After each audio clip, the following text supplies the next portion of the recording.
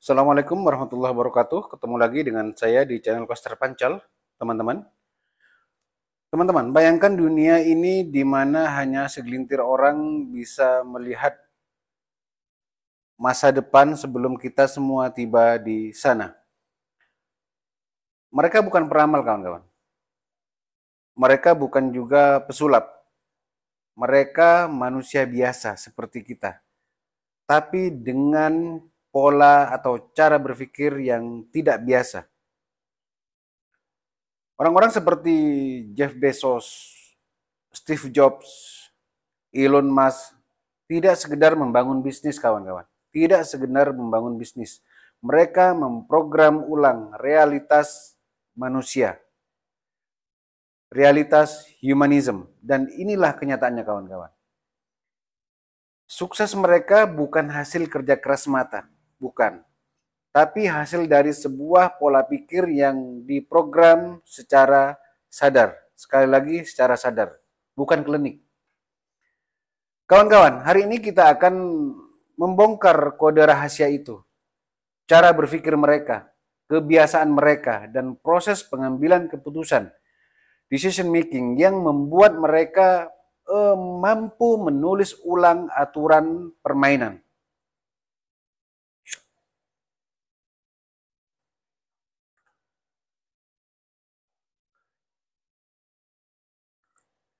Sambil ngopi ya. Kawan-kawan, mereka bermain di dunia yang sama. Sukses besar tidak muncul dari usaha biasa. Walaupun dunianya sama, mayoritas orang menjalani hidup berdasarkan sistem yang sudah disiapkan oleh orang lain. Sekolah agar bisa kerja. Kemudian kerja agar bisa gajian. Kemudian gaji agar bisa bayar hutang. Lalu berulang begitu terus, begitu terus.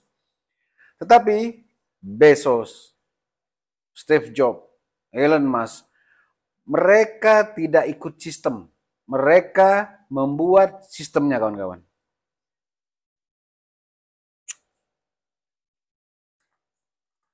Jeff Bezos membangun Amazon bukan untuk menjadi toko online terbesar, bukan. Tapi untuk memonopoli infrastruktur logistik digital. Kemudian Steve Jobs merancang Apple bukan sekedar sebuah perusahaan teknologi, tetapi sebagai pintu gerbang ke arah cara baru manusia berinteraksi dengan dunia luar. Begitu juga Elon Musk. Dia tidak membangun Tesla untuk sebuah mobil, tidak. Tetapi untuk mengguncang sistem energi dunia. Pertanyaan besar adalah, bagaimana cara mereka berpikir seperti itu? Nah, ini yang perlu kita bongkar, kawan-kawan. Nah, hari ini Anda berada di channel yang tepat. Jawabannya yang pertama, mereka hidup bukan dalam batasan, tapi dalam kemungkinan. Tidak hidup di dalam batasan, tapi hidup di kemungkinan. Yang kedua, semua dimulai dari mindset, kawan-kawan. Pola pikir. Mindset adalah operating system, sistem operasi. Dan orang-orang super yang sukses ini, mereka tahu bahwa sistem berpikir yang benar lebih penting daripada modal, daripada koneksi, bahkan daripada pendidikan atau sekolah. Jeff Bezos, kawan-kawan, pernah bilang, kalau Anda pernah dengar ya, jika kalian ingin benar-benar inovatif, maka kamu harus bersedia disalahpahami dalam waktu yang lama. Artinya apa? Berpikir luar biasa berarti berani terlihat bodoh, berani terlihat gila. Setidaknya di awal, kawan-kawan. Steve Jobs dikenal dengan obsesinya pada kesempurnaan. Tapi itu bukan perfeksionisme biasa, kawan-kawan. Itu karena dia percaya bahwa detail matter. It's worth waiting to get it right. Detail itu adalah lebih baik untuk mendapatkan kesempurnaan. Dan Elon Musk, dia bahkan mendeklarasikan bahwa saya tidak peduli apa yang orang pikir tentang saya. Masa bodoh, sabar teuing. Saya peduli pada realitas, bukan pada persepsi. Nah, 3 karakter ini teman-teman berpikir dengan high leverage thinking. Ingat, high leverage thinking. Mereka tidak bekerja keras untuk hal kecil. Tidak. Seperti yang kebanyakan kita lakukan. Mereka bekerja keras untuk menciptakan sistem yang beroperasi tanpa mereka. Bisa autopilot. Kemudian yang ketiga kawan-kawan, habit mereka, kebiasaan mereka adalah ritual. Orang biasa membangun kebiasaan. Orang luar biasa membangun ritual dengan kesadaran penuh. Mari kita bedah kawan-kawan. Jeff Bezos, prioritas adalah kejernihan, kata dia. Ia tidur cukup, tidak percaya pada hustle 20 jam. Fokus pada high leverage decision. Keputusan sekali diambil akan berpengaruh bertahun-tahun, kawan-kawan. Setiap hari hanya buat 3 keputusan penting. Sisanya didelegasikan, biar orang yang kerja. Yang kedua, Steve Jobs, simplicity. Kesederhanaan adalah senjata utama. Pakai baju yang sama setiap hari. Bukan karena dia tidak punya pilihan, bukan. Bukan karena dia tidak punya uang untuk beli. Tapi karena menghemat energi kognitif. Tidak wasting time, tidak buang-buang waktu. Untuk memfilter semua ide ke dalam satu pertanyaan. Apakah ini benar-benar membuat hidup manusia lebih baik? Di screening kawan-kawan.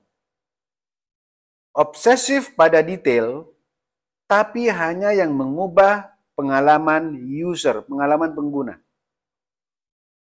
Kemudian yang ketiga, Elon Musk, deep work and no time for noise. Jadwalnya dibagi dalam blok 5 menit. Fokus ekstrim pada output, bukan meeting, bukan rapat.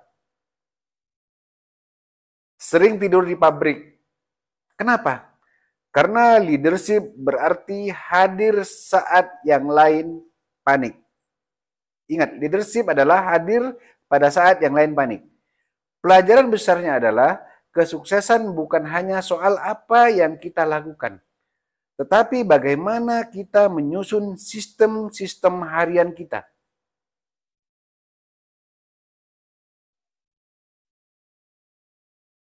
Kawan-kawan, selanjutnya mereka memframework pengambilan keputusan mereka. Orang biasa mengambil keputusan dengan emosi. Sering kan kita lihat? Para miliarder pakai sistem, teman-teman. Pakai sistem. Mari kita bedah framework favorit mereka. Yang pertama Jeff Bezos. Regret minimization framework. Dia menggunakan sistem ini. Bayangkan kita berusia 80 tahun. Apa yang kita sesali karena tidak kita lakukan? Nah, framework ini kawan-kawan yang membuat dia meninggalkan karir aman di Wall Street. Anda tahulah apa itu Wall Street. Dan membangun Amazon dari sebuah garasi kecil. Ada juga Steve Jobs. Dia bilang sistemnya adalah dead reminder filter. Dead reminder filter. Jika hari ini adalah hari terakhirmu, kata dia, apakah kamu akan melakukan hal yang sama seperti yang kamu rencanakan hari ini? Jika hari ini adalah hari terakhirmu. Jika jawabannya terlalu sering Tidak, dia tahu bahwa harus ada yang diubah. Kemudian Elon Musk, sistemnya begini. First principles thinking. Jangan berpikir berdasarkan analogi. Bongkar ke elemen dasar. Bangun ulang dari fisika. Inilah kawan-kawan mengapa dia bisa menciptakan roket yang lebih murah daripada pemerintahnya. Karena dia tidak ikut sistem. Dia membongkar, dia menulis ulang sistemnya. Penyederhanaan kawan-kawan.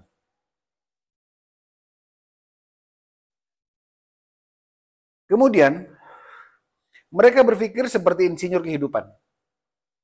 Kalau Anda ikutin dari tadi. Apa kesamaan tiga tokoh ini kawan-kawan? Mereka semua memperlakukan hidup seperti sebuah sistem kompleks. Bisa dirancang, bisa dioptimalkan, bisa di-upgrade. Teman-teman, Jeff Bezos tidak berpikir bagaimana jual buku lebih cepat. Tidak. Walaupun Amazon awalnya jual buku. Dia berpikir bagaimana membangun ekosistem distribusi global. Steve Jobs tidak berpikir bagaimana membuat komputer bagus. Tidak.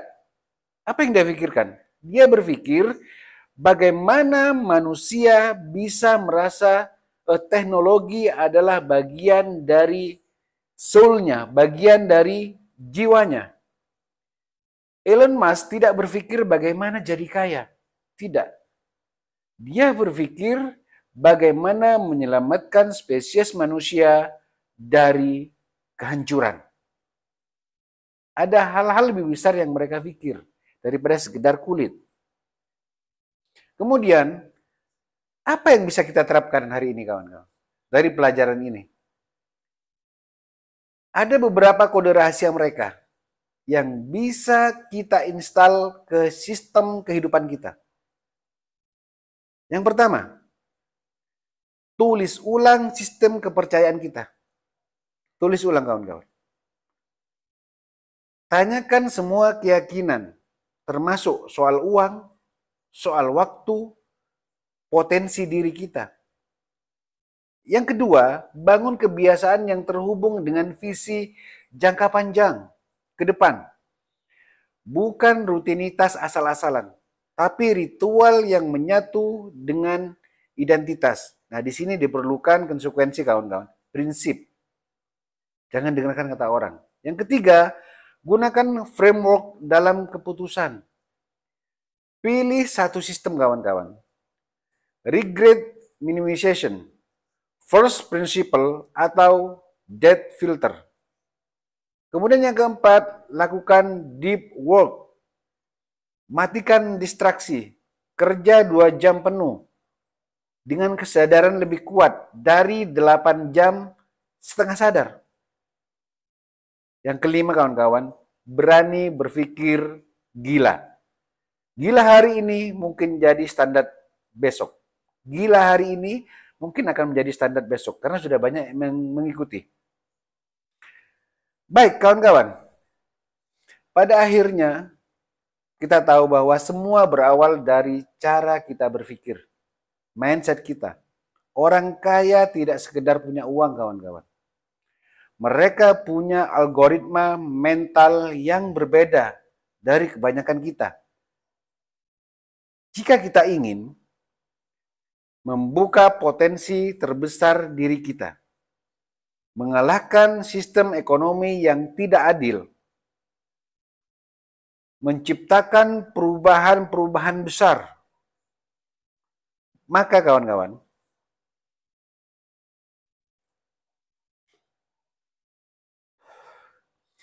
kita harus mulai dengan satu hal. Ubah cara berpikir kita. Tulis ulang skrip hidup kita. Dan jalani hari-hari kita layaknya seorang programmer realitas. Karena dunia ini teman-teman bukan hanya milik mereka yang bekerja keras. Bukan. Dunia ini bukan hanya milik mereka yang bekerja keras. Tetapi dunia ini adalah milik mereka yang berani berpikir berbeda. Dunia ini adalah milik mereka yang mau dan mampu berpikir berbeda. Sampai ketemu di konten saya berikutnya. Semoga ini menjadikan titik balik dari kehidupan kita. Assalamualaikum warahmatullahi wabarakatuh.